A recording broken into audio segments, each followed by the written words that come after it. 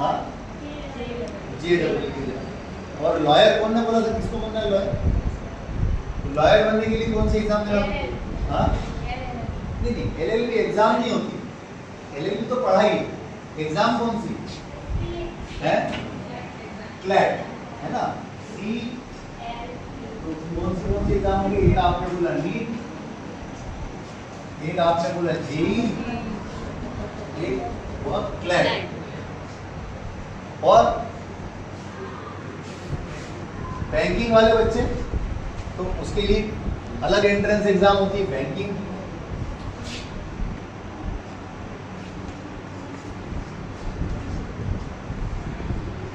यदि बिजनेस करना है तो कई बच्चों को MBA करना रहता है, तो उसके लिए कौन सी एग्जाम होती है MBA करने के लिए? कैट या IP नेट।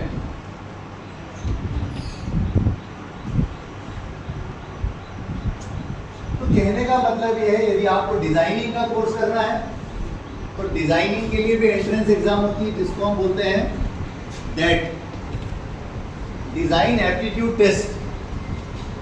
तो हर चीज के लिए एक प्रवेश परीक्षा होती है, या एक क्या होती है? Entrance exam. IAS के लिए कौन सी होती है? कलेक्टर बनना है तो कौन सी परीक्षा देना पड़ती है? परीक्षा का नाम क्या है? नहीं, परीक्षा का नाम UPSC नहीं है। UPSC तो उस ऑफिस का नाम है जो परीक्षा लेता है। परीक्षा का नाम क्या है? CSE, civil services exam, civil सेवा परीक्षा, इसका नाम ये है। और आर्मी में जाना हो तो NDA और CDS। NDA 12वीं के बाद और CDS बोलते हैं कंबाइंड डिफेंस सर्विसेज, ये डिग्री के बाद। तो आप देखोगे कि आपको कुछ भी करना हो, एक बड़ी परीक्षा का नाम आप अभी रह गया, CUET। ये क्या होता है? CUET सबसे इंपॉर्टेंट एग्जाम, इसको बोलते हैं सेंट्रल यूनिवर्सिटीज एंट्रेंस टेस्ट। जैसे मान लो आपको दिल्ली विश्वविद्यालय में देश की जो सबसे अच्छी यूनिवर्सिटीज है उनमें आपको पढ़ाई करनी है, तो उसकी परीक्षा ये होती है। और आपको पता है कि देश की सबसे अच्छी यूनिवर्सिटी जो दिल्ली में है या कहीं और भी है, उनकी फीस कितनी होती है एक साल की? 12,000 रुपए। कितनी? 12,000 रुपए एक साल की, मतलब एक महीने की कितनी हुई? 1,000। और देश की सबसे अच्छी यूनिवर्सिटी और सबसे कम फीस, तो एंट्रेंस एग्जाम होती है CUET। और यदि आपको चार्टर्ड अकाउंटेंट बनना है तो एग्जाम होती है जिसको बोलते हैं CPT। यदि आपको आर्किटेक्ट बनना है तो एग्जाम होती है जिसको बोलते हैं NATA। तो कहने का मतलब यह है कि 12वीं के बाद यदि आपको कुछ भी करना है तो उसके लिए क्या देनी पड़ेगी? प्रवेश परीक्षा, एंट्रेंस एग्जाम। इसका मतलब क्या हुआ कि 12वीं के परसेंटेज की बहुत वैल्यू नहीं, 11वीं के परसेंटेज की वैल्यू नहीं। अब हर जगह एंट्रेंस एग्जाम होगी, तो हमारे यहाँ जो बच्चे परसेंटेज के पीछे भागते हैं वो भागना बंद करो, परसेंटेज का कोई मतलब नहीं बचा। अब इंपॉर्टेंट बात क्या है वो ध्यान से सुनो। इंपॉर्टेंट बात ये जो मैडम पढ़ा रही थी आप, है ना, कंसेप्ट क्लियर।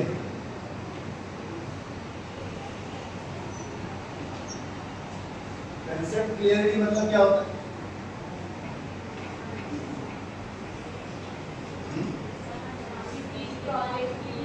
हाँ, मतलब उस टॉपिक को अच्छे से समझ में आया कि नहीं।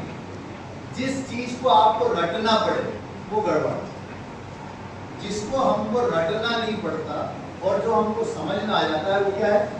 कंसेप्ट। मतलब हमको बिल्कुल क्लियर, जैसे मैडम आपको समझा रही थी कि कहाँ पर जो है हमको स्वर और कहाँ व्यंजन किस तरीके से यूज करना है वो बता रही थी। तो उन्होंने कहा ऑनेस्ट, तो ऑनेस्ट बोलेंगे मतलब उच्चारण कौन सा हुआ? और के ऊपर चंद्रमा, ऑनेस्ट। तो अ है मतलब क्या हुआ वो? तो स्वर हो, स्वर के पहले क्या लगेगा? तो ये कंसेप्ट, अब यदि ये समझ में आ गया तो परीक्षा में हमको दिक्कत नहीं आएगी, आपको रटना नहीं पड़ेगा। तो इसी तरह से आप जो 11th और 12th में पढ़ते हो,